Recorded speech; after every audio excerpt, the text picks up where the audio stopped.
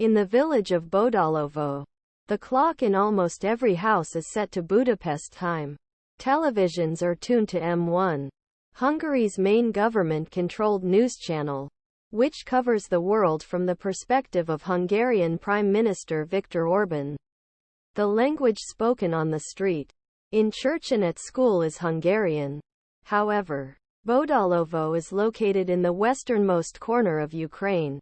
It is one of many villages in the Zakarpata region populated almost entirely by ethnic Hungarians.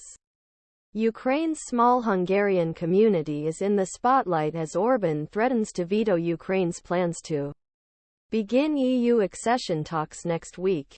Although Zakarpata has changed hands many times over the years, it has been inhabited by a Hungarian population for centuries.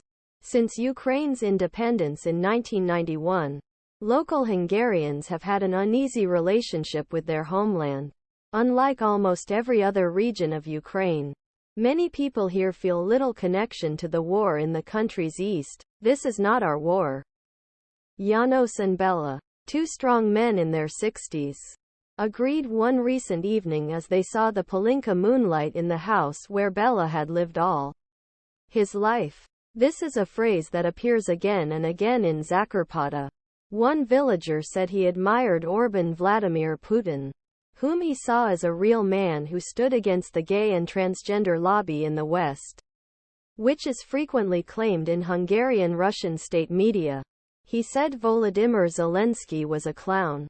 There are fears Kiev that Hungarian community in West risks becoming a smaller-scale mirror of Russian-speaking community East, and that a hostile foreign power is using concerns about their rights as an excuse to undermine Ukrainian sovereignty. Orbán is the European leader who is most friendly to Putin and confident in Russia's eventual victory in the war. He met Putin in Shanghai in October and frequently called on the West to halt military aid to Kiev.